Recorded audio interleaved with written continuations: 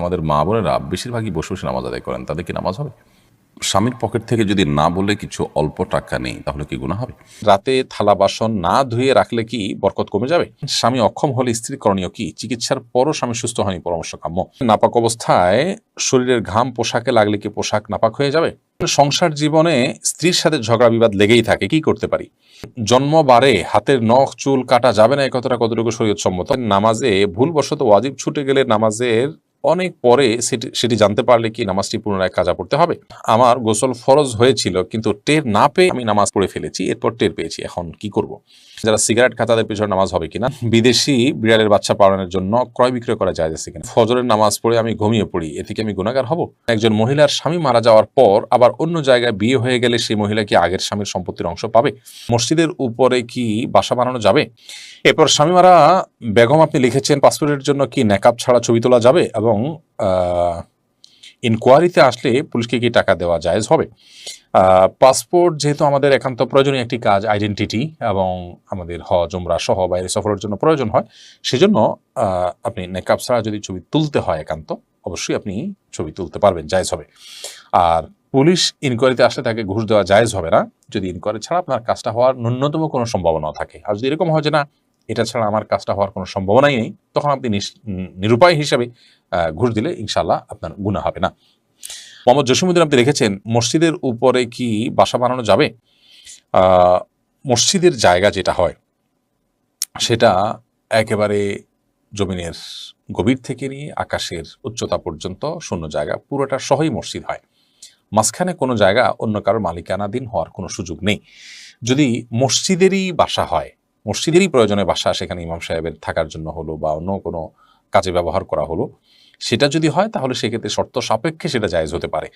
কিন্তু যদি কেউ কোনো মসজিদের উপরের ফ্লোরগুলো কিনে ফেলেন বা সেখানে নিজের বাড়ি বানান বা যিনি জমি দান করেছেন ওইটুকু তিনি আলাদা রাখেন, তাহলে এটা মসজিদের মর্যাদা পাবে না। মসজিদের মর্যাদা পেতে হলে পুরো জায়গাটা ওয়াকফ হতে হবে, আর ওয়াকফ হলে একেবারে ওই জায়গার নিচ থেকে পাতাল থেকে নিয়ে আকাশ পর্যন্ত পুরো জায়গাটাই মসজিদ হিসাবে বিবেচিত হবে।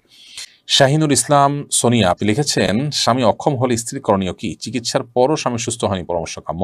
স্বামী অক্ষম, এই অক্ষমতার ডেফিনেশন কি, তিনি কতটা অক্ষম এবং চিকিৎসা হওয়ার পরও তিনি সুস্থ হন নাই, কী ধরনের চিকিৎসা হয়েছে, তার আন্তরিকতা ছিল কিনা, এটা কি প্রকৃত অর্থেই অক্ষমতার সংজ্ঞায় পড়ে কিনা, নাকি স্বামী স্ত্রী নিজেদের মধ্যে ভুল বুঝাবুঝি হলে শুধুমাত্র একজন অন্যজন থেকে নিষ্কৃতি পাওয়ার জন্য এটা একটা উসিলা মাত্র, বাহানা মাত্র, অথবা আপনার এখানে অন্য কোনো ফাঁক ফোকর আদৌ আছে কিনা, এই বিষয়গুলো দেখতে হবে।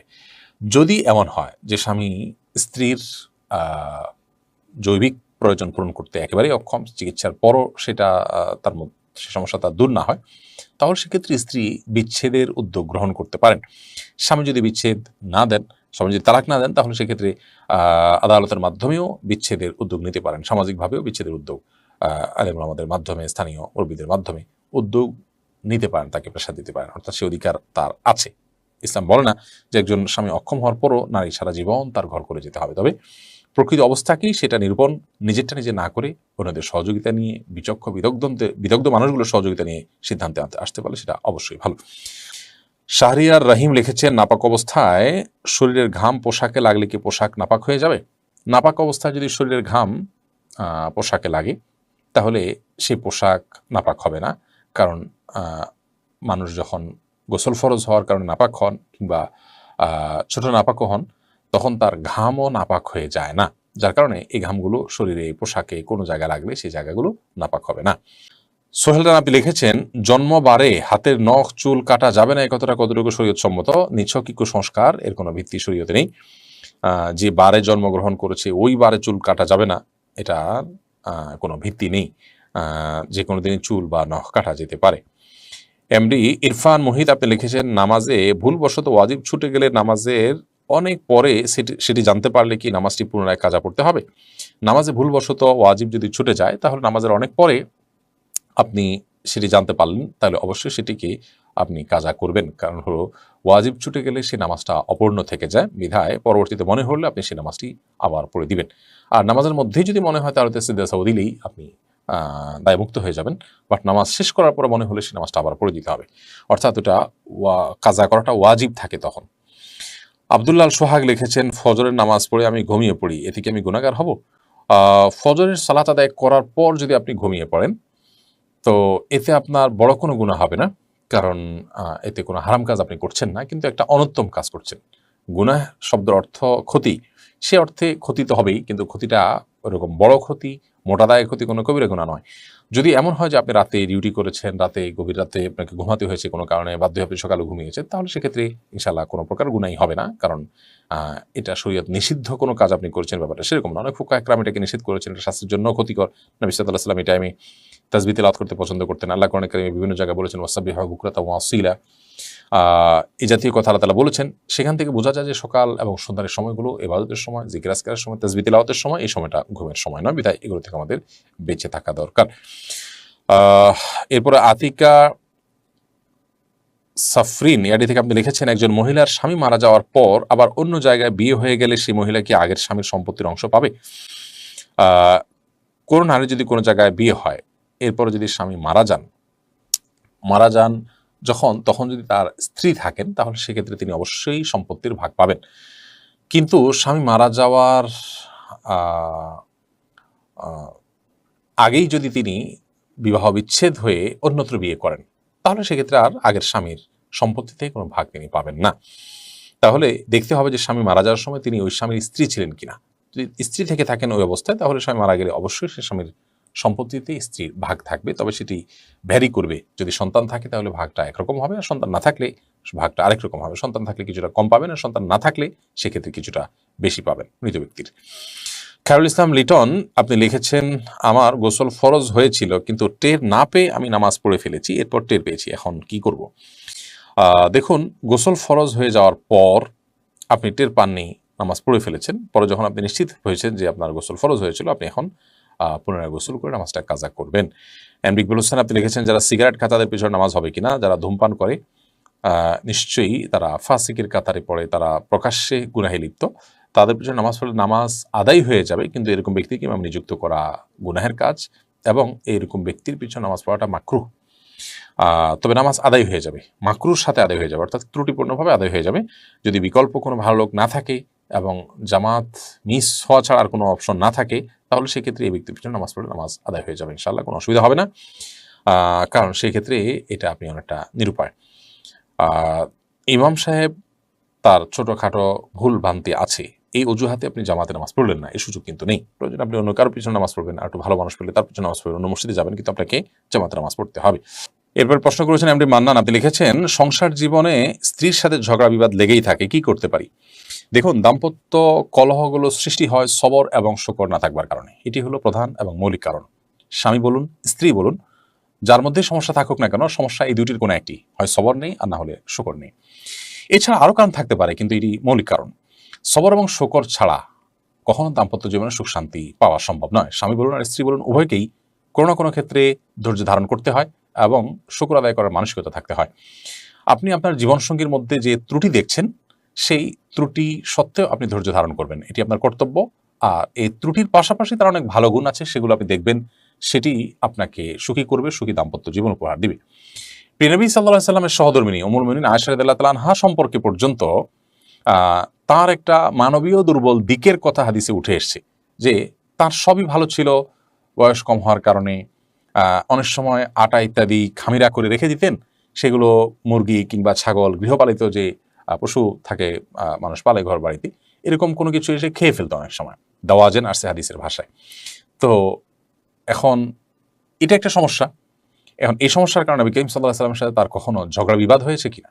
এর উত্তর হলো, কখনো এরকম কোনো ইস্যু নবী সাল্লাল্লাহু আলাইহি ওয়াসাল্লামের সাথে তার কখনো বিবাদ, বিতণ্ডা, বশ্যা, ঝগড়া যেটাকে আমরা বলি, কোনোটি হয়নি। তার মানে স্ত্রী হিসেবে মানবিক দুর্বলতা কারো থাকতে পারে, স্বামী হিসাবে কারো দুর্বলতা থাকতে পারে, কারোর স্বামীর বা কারোর স্ত্রীর মধ্যে দুর্বলতার পরিমাণ বেশিও থাকতে পারে, কমও থাকতে পারে, হয়তো অন্য আরেকজন এর মধ্যে এটা নেই, কিন্তু তার মধ্যে আবার অনেক ভালো গুণ নিশ্চয়ই আছে। পৃথিবীতে এমন একটি মানুষ আল্লাহ তাআলা সৃষ্টি করেন যার কোনো ভালো গুণ নেই, কোনো মানুষ এমন নাই যার কোনো ভালো গুণ নেই। আপনি আপনার জীবনসঙ্গীর যদি কোনো ভালো গুণ খুঁজে না পান, সেটা আপনার ত্রুটি। আর কিছু না থাকুক, তার শারীরিক অবয়বটা ভালো আছে, এটাও কি একটা শুকরিয়া আদায় করার জায়গা নয়? যে আমার স্বামী শারীরিকভাবে ফিট আছেন, সুস্থ আছেন। অনেকের স্বামী শারীরিকভাবে ফিট নন, অনেকের স্বামী মানসিক রোগী, আমার স্বামী অ্যাটলিস্ট মানসিক রোগী নন, কত শত বিষয় আমরা খুঁটে খুঁটে বের করতে পারবো যদি আমরা চেষ্টা করি যে আমার জীবনসঙ্গী তার কি ভালো গুণ আছে। তাহলে স্বামী বলুন স্ত্রী বলুন উভয়কেই কাজটি করতে হবে। সবর এবং শকর, এটা ছাড়া দাম্পত্য জীবনের ঝগড়া বিবাদ কলহ এগুলো মেটানো সম্ভব নয়। আজকে আমাদের সমাজে যে বিবাহ বিচ্ছেদের হার বেড়ে চলেছে এবং সংসারগুলো ভেঙে খান খান হয়ে যাচ্ছে, এর মূল এবং প্রধান কারণ হলো যে আমরা দিন থেকে দূরে সরে যাচ্ছি। আমাদের মোরালিটি এবং নীতিনৈতিকতা, মূল্যবোধ এগুলো আমাদের থেকে হারিয়ে যাচ্ছে। এগুলো যত বেশি হারাবে ততই আমাদের দাম্পত্য জীবন কেন সার্বিক জীবনে অশান্তির ছায়া নেমে আসবে। বিধায় আল্লাহর দিকে আমাদেরকে ফিরে আসতে হবে এবং সবর এবং শকরের চর্চা বাড়াতে হবে। জাভেদ আহমেদ আপনি লিখেছেন, বিদেশি বিড়ালের বাচ্চা পালনের জন্য ক্রয় বিক্রয় করা যায় আছে কিনা? হাদিসে বিড়াল বিক্রি এবং কেনা বেচা করা এর ব্যাপারে নিষেধাজ্ঞা আছে, তবে সেই নিষেধাজ্ঞাটাকে কোনো ফকিহ বা কোনো ইমামই হারাম পর্যায়ে বলেন, সেটাকে মাকরু পর্যায়ে বলেছেন। অবশ্য অনেক ইমামগণ বলেছেন যে অনেক হাদিস বিশারদগণ, হাদিস বেত্তাগণ, হাদিস ব্যাখ্যাতাগণ বলেছেন যে নবী সাল্লাল্লাহু আলাইহি ওয়াসাল্লাম যে বিড়াল কেনাবেচা করতে নিষেধ করেছেন, এর কারণ হলো যে বিড়ালের মতো একটা সাধারণ জিনিস, এখানে কোনো মানুষের শ্রম মেধা অর্থ কিছু ব্যয় হয় না, এটা আবার কেনাবেচা কেন করতে হবে? এটা যদি কারোর অতিরিক্ত থাকে কাউকে দিয়ে দিবে, এই তুচ্ছ জিনিস কেনাবেচা করাটাকে তিনি অপছন্দ করেছেন। জাস্ট বিষয়টা এই পর্যায়ে, এর বেশি কিছু নয়। তবে আজকাল যে বিদেশি বিড়াল বা উন্নত জাতের বিড়াল পাওয়া যায়, এই বিড়ালগুলো সাধারণত চাষ করতে হয় খামারে, এগুলোর পিছনে অনেক অর্থ ব্যয় করতে হয়, এগুলো চিকিৎসা করতে হয়, টিকা দিতে হয়, নিয়মিত সেগুলোর খাবার সরবরাহ করতে হয়, নানান উদ্যোগ যেহেতু সেখানে ব্যয় করতে হয়, এই বিড়ালগুলো তার আওতায় পড়ে না। অর্থাৎ এখানে যেহেতু ইনভেস্টের ব্যাপার আছে আর বিড়াল পালন করা বেশ যেহেতু জায়েজ আছে, অতএব এগুলো কেনাবেচা করা জায়েজ আছে। এই মতটি অধিকতর আমার কাছে যুক্তিসঙ্গত মনে হয় এবং অধিকতর এটা আপনার দলিল সমৃদ্ধ আমার কাছে মনে হয়। যদিও কোনো কোনো ওলামা ইকরাম ঢালাওভাবে হাদিস যেহেতু নিষেধাজ্ঞা আছে সেজন্য সব ধরনের বিড়াল কেনাবেচাকে মাকরুহ বলেছেন, কিন্তু আবারও বলছি এটা কি হারাম কোনো প্রসিদ্ধ আলেম বা ইমাম বলেননি। বিদায় বিদেশি বিড়াল কেনাবেচা করলে আপনার এর কারণে বড় কোনো গুনাহ হবে ব্যাপারটা সেরকম নয়। জান্নাতুল ফেরদাউস আপনি লিখেছেন, ছোট বাচ্চা যদি নামাজ পড়ার সময় সামনে এসে দাঁড়ায় বা খেলা করে, তাহলে কি তাকে সামনে থেকে সরানোর চেষ্টা করব নাকি তাকে তার মতো খেলতে দিব? যদি সে আপনার খুব বেশি ডিস্টার্ব করে তাহলে সেক্ষেত্রে আলতোভাবে সরাতে পারেন যাতে আমলে কাসির না হয়, অর্থাৎ আপনি সরাতে গিয়ে আবার এত বেশি মুভমেন্ট করলেন যে আমলে কাসির হয়, এরকম যেন না হয় সেই জিনিসটি খেয়াল করতে হবে। আর যদি সেটা না পারেন তাহলে, বা এত বেশি মুভমেন্ট না হয়, বরং সে যেটা খেলছে সে খুবই হালকা পাতলা খেলছে, এরকম যদি হয় তাহলে সেক্ষেত্রে তাকে তার মতো খেলতে দিবেন। আপনি অযথাই তাকে ধরতে গিয়ে নিজের নামাজের মনোযোগ নষ্ট করা কিংবা নামাজের যে কাইফিয়ত, নামাজের যে আপনার নামাজের যে অবস্থার মধ্যে আপনি আছেন সেটির পরিবর্তন করতে যাবেন, সেটার প্রয়োজন নেই। তাহারাত তানি আপনি লিখেছেন, আমরা যারা শহরে থাকি তারা চিরুনির সঙ্গে উঠে আসা চুল ফেলবো কোথায়? বাইরে ফেলার পর ময়লা ফেলা লোকেরা বিক্রি করলে কি আমাদের গুনাহ হবে? কেউ যদি কুড়িয়ে নিয়ে বিক্রি করে তাহলে আমাদের গুনাহ হবে না। তবে আমরা চাইলে আমাদের আশেপাশে যেখানে খুব বেশি আপনার ময়লা নয়, ড্রেন টেন ইত্যাদি নয়, খুব নোংরা জায়গা নয়, সেরকম জায়গা আমরা ফেলে দিতে পারি এবং সেই জায়গাগুলো আমরা খুঁজে বের করতে পারি। আবার প্রতিনিয়ত তো আর খুঁজে বের করা যায় না, তাহলে সেক্ষেত্রে আমরা কোনো এক জায়গায় সঞ্চয় করে রাখতে পারি। একসাথে হলে পরে কোনো মাটির নিচে পুঁতে ফেললাম বা কোনো জায়গায় ফেলে দিলাম, সেই কাজটি আমরা করতে পারি। মানুষের শরীরে কোনো অংশ বিক্রি করা জায়েজ নয়, এটা মানবতার অপমান। যার কারণে কোনো ব্যক্তি তার শরীরের কোনো কিছু, সেটা চুল হোক অন্য কিছু হোক, এগুলো বিক্রি করে এটা জায়েজ নয়। কেউ যদি কুড়িয়ে নিয়ে বিক্রি করে তাহলে সেক্ষেত্রে আপনার গুনাহ হবে না। রোকসানা আপনি লিখেছেন, ছেলের সন্তানের যে কোনো একটি নামের শেষে মোহাম্মদ রাখা যাবে কিনা? শুরুতে মোহাম্মদ না রাখলে কি পাপ হবে? নামের শুরুতে মোহাম্মদ রাখা কোনো জরুরি বিষয় নয়। আমাদের এ অঞ্চলে একসময় হিন্দু মুসলিম উভয়ের নামের ধরন একরকম থাকার কারণে পার্থক্য করবার জন্য হিন্দুরা যেরকম তাদের নামের শেষ শুরুতে স্ত্রী লিখত, অনেক সময় মুসলমানরাও স্ত্রী লিখতে হতো। তো তার সাথে পার্থক্য করার জন্য মুহাম্মদ এটি যুক্ত হয়েছে। তো এখন তো আর সেই সমস্যা নেই বা সেই সংমিশ্রণের আশঙ্কা নেই, সম্ভাবনা নেই। যার কারণে এখন নামের শুরুতে মোহাম্মদ লেখার বা স্ত্রী থেকে পার্থক্য করার জন্য মোহাম্মদ লেখার কোনো বিশেষ কারণ নেই। বিধায় কেউ যদি লেখেন এটা একান্ত তার ব্যাপার, এটা শরীয়তের কোনো নির্দেশ নয়, এটা কোনো সুন্নত মুস্তাহাব বা আপনার শরীয়ত নির্দেশ আলোকে করতে হবে এমন কোনো বিষয় নয়, এটা একান্ত তার ব্যাপার। তিনি মোহাম্মদ প্লাস আর একটা নাম রাখলেন, যদি একটা নামই যথেষ্ট একটা মানুষের জন্য। মোহাম্মদ একটি পূর্ণাঙ্গ নাম, অতএব একটা পূর্ণাঙ্গ নামের শুরুতে আবার মোহাম্মদ লেখার কোনো প্রয়োজন নেই। রাখলে শুধু মোহাম্মদ রাখি বা অন্য আরেকটা নাম রাখি, তারপরও কেউ যদি দুটি রাখেন এটা একান্ত তার ব্যাপার। নামের শেষে যদি কেউ মোহাম্মদ যুক্ত করতে চান সেটাও একান্ত তার ব্যাপার। একই কথা শুরুতে শেষে যুক্ত করার মধ্যে কোনো পার্থক্য নেই। তানজিম যারা আপনি লিখেছেন, আমি ছোট থেকে শুনে আসছি তেঁতুল খেলে বা তেঁতুল গাছের নিচে হাঁটলে নাকি মেধা কমে যায়, এটা কি সত্যি? এটার কোনো বৈজ্ঞানিক ভিত্তি তো নেই এবং কোরআন হাদিসের আলোকেও এটি প্রমাণিত নয়। এটির কোনো অভিজ্ঞতা দ্বারা প্রমাণিত আছে কিনা আমি জানি না, তবে কোরআন হাদিস দৃষ্টিকোণ থেকে এরকম কোনো কথা তো নেই। বরং বৈজ্ঞানিকভাবেও তেঁতুল খেলে ব্রেইন কমে যায়, মেধা কমে যায়, এরকম কথা আছে বলে আমি জানি না। বিষয়টি আমি মানে কিছুটা ঘাটার চেষ্টা করেছি, তবে এরকম কোনো বিষয় আমার চোখে পড়েনি। বিষয়টিকে আপাতদৃষ্টিতে কুসংস্কারই মনে হয়। তবে যদি অভিজ্ঞতা দ্বারা এটি প্রমাণিত হয়, গবেষণা দ্বারা প্রমাণিত হয়, তাহলে ভিন্ন কথা। কিন্তু সেরকম কিছুও কিন্তু কোথাও আছে বলে আমার জানা নেই এবং আমি অন্তত এ পর্যন্ত দেখিনি। তো একজন মুসলিম সাধারণত ধারণাপ্রসূত অথবা আপনার কুসংস্কার নির্ভর কোনো কথা বা কোনো বিশ্বাসের উপর তিনি কখনো ভর করতে যাবেন না। জসিম হোসেন যে সিআইডি থেকে আপনি লিখেছেন, রাতে থালা বাসন না ধুয়ে রাখলে কি বরকত কমে যাবে? রাতে থালা বাসন না ধুলে বরকত কমে যায় এরকম কোনো কথা কোরআন হাদিসে কোথাও বলা হয়নি। প্রচুর পরিমাণে কুসংস্কার আমাদের সমাজে আছে, এটি সেরকম একটি বিষয়। আপনি থালা বাসন রাতে ধোবেন নাকি দিনে ধোবেন এটা আপনার ব্যাপার। তবে এক্ষেত্রে শরিয়ার নির্দেশনা হলো যে থালা বাসন বিশেষ করে খাবার যদি থাকে সেগুলোকে ঢেকে রাখা, সেগুলোকে ঢেকে না রাখাটা এটা সুন্নাহর খেলাফ। আমরা যখন ঘুমিয়ে পড়ি অনেক সময় জিনরা বিচরণ করে এবং নানামুখী অসুবিধা তৈরি হয়। সবচেয়ে বড় কথা হলো যে আজকাল আমরা তেলাপোকা, তারপর টিকটিকি, নানা রকমের প্রাণী বিচরণের কথা আমরা জানি। এগুলো আমাদের অজান্তে বিচরণ করবে, সেগুলো আমাদের স্বাস্থ্যের জন্য ক্ষতির কারণ হতে পারে। এই জন্য সেগুলোকে ঢেকে রাখা অথবা উপুড় করে রাখা, সেটা হলো গুরুত্বপূর্ণ বিষয়। আমি ধোয়ার বিষয়টা এখন ধোবো, আমার থালা বাসনটা নাকি আমি কালকে সকালে ধোবো, সেটা একান্তই আমার ব্যাপার। এক্ষেত্রে শরীয়ত আমাকে কোনো বাধ্যবাধকতা দেয়নি। তবে এটা ঠিক যে যত পরিচ্ছন্ন থাকা যায় ততই ভালো, যত সময়ের কাজ সময় করে ফেলা যায় ততই ভালো। কিন্তু এর মানে এই না যে থালা বাসন আমি রাতেরটা সকালে ধুলে আমার বাসায় বরকত থাকবে না, এমন কোনো কথা নেই। সুরমা সোহরান আপনি লিখেছেন, স্বামীর পকেট থেকে যদি না বলে কিছু অল্প টাকা নেই তাহলে কি গুনাহ হবে? স্বামীর পকেট থেকে যদি আপনি না বলে টাকা নেন, অল্প হোক আর বেশি হোক, এটা নির্ভর করবে স্বামীর সাথে আপনার সম্পর্কের উপর। সাধারণত আপনি আপনার স্বামীর পকেট থেকে, তার মানি ব্যাগ থেকে বা তার অন্যান্য জায়গা থেকে প্রয়োজন মতো টাকা নেন সংসার খরচের জন্য অথবা আপনার একান্ত প্রয়োজনে। এগুলো স্বামী জানেন এবং তার মনসম্মতি আছে। এরকম যদি হয় তাহলে তো আপনি নিতেই পারেন। আর যদি সংসারের জন্য নয় বরং আপনার নিজের জন্য নেন এবং সেটা স্বামীর অজান্তে তিনি জানলে হয়তো আপনাকে প্রশ্ন মুখোমুখি করবেন অথবা কেন নিয়েছেন জিজ্ঞেস করবেন, অথবা তিনি যদি জানেন যে আপনি এটা নিজের সঞ্চয়ের জন্য বা নিজের অন্য কোনো কাজের জন্য, তার সংসারের কাজ ছাড়া অন্য কোনো কাজের জন্য নেন, তাহলে তিনি মনে কষ্ট পাবেন। এরকম যদি হয় তাহলে সেক্ষেত্রে এটা আপনার জন্য জায়েজ হবে না। কারণ ইসলাম স্বামী স্ত্রী প্রত্যেকের অ্যাকাউন্টকে আলাদা আলাদা করে দেখে। অতএব এই বিষয়গুলোকে আমরা গুলিয়ে ফেলার কোনো সুযোগ কিন্তু নেই।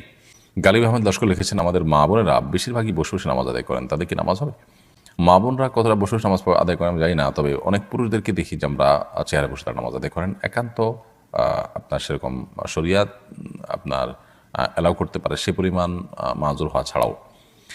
তো মা বোন হোক আর পুরুষ হোক, যে কেউ হোক, সুস্থ সবল থাকা অবস্থায়ও তিনি যদি বসে বসে ফরজ নামাজ আদায় করেন তার নামাজ হবে না। আর যদি নফল নামাজ পড়েন বসে বসে তাহলে নামাজ হয়ে যাবে, সওয়াব কম হবে।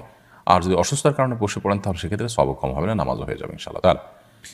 লুবনা জাহান লিজা আপনি লিখেছেন, যে ব্যক্তি সরাসরি কাবাগর দেখবে তার জন্য হজ করা বাধ্যতামূলক, এ কথা কতটুকু সত্য? আমরা ওমরা পালন করতে গিয়েছিলাম, সেখানে একজন এই কথা বলেছেন। সম্পূর্ণ ভিত্তিহীন এবং মন গড়া কথা। কাবাগর দেখলেই হজ ফরজ হয় না। হজ ফরজ হওয়ার সাথে সাধ্য এবং সক্ষমতার সম্পর্ক।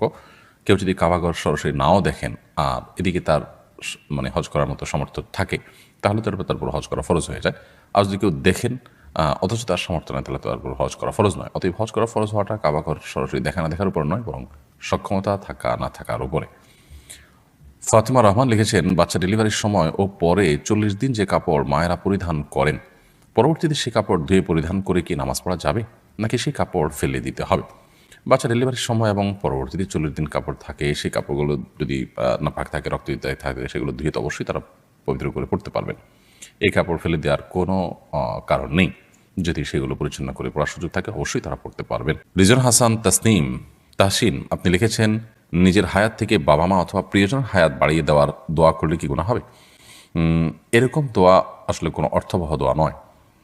কারণ আসলে আপনার হায়াত থেকে বাড়িয়ে আরেকজনকে দিবেন, বা কেউ কারোর হায়াত থেকে কমানো হবে, আরেক জায়গায় প্লাস করা হবে, মাইনাস করা হবে, এরকম কোনো অপশন নেই আসলে, আমাদের হাতে অন্তত নেই। আল্লাহ সুবহানাহু ওয়া তাআলা প্রত্যেকের জন্য যা বরাদ্দ রেখেছেন তিনি তাই ভোগ করবেন, কারণ সুন্নাহ সেটাই বলে। অতএব এরকম দোয়া করা অমূলক দোয়া, এ দোয়া অর্থবহ কোনো দোয়া নয়। আমরা যেটি করতে পারি সেটা হলো যাদের নেক হায়াত বৃদ্ধি চাই তাদের জন্য আমরা আল্লাহর কাছে দোয়া করবো, আল্লাহ তার হায়াত বৃদ্ধি করে দেন, তাকে নেক হায়াত দেন, দীর্ঘদিন তাকে আপনি ইমানের সাথে বাঁচিয়ে রাখেন, আমলের সাথে বাঁচিয়ে রাখেন, সেটাও আমরা করতে পারি। কিন্তু অমুকের হায়াত থেকে আমার নিজের হায়াত থেকে আপনি কমায় তাকে বাড়ায় দেন, এটার কোনো প্রয়োজন নেই, কারণ আল্লাহর কাছে তো অভাব পড়েনি যে আমারটা কমায় তাকে বাড়ায় দিতে হবে। হৃদয় আপনি লিখেছেন, মাগরিবের জামাতের আগে কি আসরের কাজা নামাজ আদায় করা যাবে? মাগরিবের জামাতের ঠিক আগ মুহূর্তে যদি হয়, সূর্য ডুবছে তখন করা জায়েজ হবে না। সূর্য ডুবে গেছে, মাগরিব রক্ত হয়ে গেছে, তারপর চাইলে আপনি কাজা করতে পারেন যদি সুযোগ থাকে। আর না হলে আসরের সূর্য ডুবার যথেষ্ট আগে, ধরুন সূর্য ডুবার 15 মিনিট আগে, 20 মিনিট আগে আপনি মাগরিবের আসরের নামাজ কাজা থাকলে সেটি পড়লেন, সেটি আদায় করতে পারেন, কোনো অসুবিধা নেই। এমনি ফিরোজ আলম খান আপনি লিখেছেন, তেঁতুল গাছের কাঠ দিয়ে ঘর বানানোর ব্যাপারে কি কোনো নিষেধাজ্ঞা আছে? এটা কি অশুভ? না, এরকম কোনো অশুভ নাই। যে কোনো গাছের কাঠে আমরা আমাদের ঘর বাড়িতে লাগাতে পারবো, এতে কল্যাণ কোনো ব্যাপার নেই। আমরা যদি এরকম কোনো কিছু মনে করে থাকি সেটা একান্তই আমাদের কুসংস্কার ছাড়া আর কিছুই নয়। আহমেদ রবিন খান আপনি লিখেছেন, শিক্ষকরা যদি শরীরের কোনো স্থানে প্রহার করে তাহলে সেই স্থানকে জান্নাতে যাবে, এটা ছোটবেলা থেকে শুনে আসছিলাম। একেবারে কুসংস্কারাচ্ছন্ন কথা, ছোট পোলাপানকে প্রবোধ দেওয়ার জন্য, সান্ত্বনা দেওয়ার জন্য জাতীয় কথা বলা হতো, কিন্তু এরকম কথা বলা অনুচিত এবং ভুল কাজ। কর্ম হাদিসের নামে মিথ্যা কথা বললে সেটি ভয়াবহ গুনাহের কথা, সেটি থেকে আমাদের বেঁচে থাকা কর্তব্য। শিক্ষক কোনো জায়গায় প্রহার করলে সেটি জান্নাতে যাবে, জাহান্নাম থেকে মুক্ত থাকবে, এরকমটি ভুল কথা। এরকম যদি হতো তাহলে পুরো শরীরে শিক্ষককে দিয়ে হালকা পাতলা করে পিটিয়ে জাহান্নাম থেকে মুক্ত আমরা হয়ে যেতাম, খুব সহজ একটা ওয়ে হতো, তাই না? তো এরকম কোনো কথা কোরআন হাদিস দ্বারা প্রমাণিত না, সম্পূর্ণ মন গড়া কথা। সময় আইডি থেকে আপনি লিখেছেন, বাড়িতে মেহেদি গাছ থাকলে নাকি মেয়েদের বিবাহ হয় না, দয়া করে এই বিষয়টি জানাবেন। মানে এই ধরনের হাস্যকর এবং কুসংস্কারের জন্য কথাও আমাদের সমাজে আছে, আমার তো ভাবতে অবাক লাগে। মেহেদি গাছ নেই এরকম বাড়ি তো গ্রামে গঞ্জে খুব কমই আছে, তাহলে সেখানকার মেয়েরা কি সবাই তো আছে? এছাড়া আব্দুল মালিক আপনি লিখেছেন, জুমার দিনে কাউকে জুম্মা মুবারক জানিয়ে শুভেচ্ছা জানানো জায়েজ আছে কি না? সাহাবীদের মধ্যে ঈদের দিনে পরস্পরকে অভিবাদন জানানো, শুভেচ্ছা জানানোর বিষয়টি প্রমাণিত। জুমার দিনে আলাদা করে কোনো শুভেচ্ছা বিনিময় বা অভিবাদন জানানো পরস্পরকে, এরকম কোনো বিষয় প্রমাণিত নয়।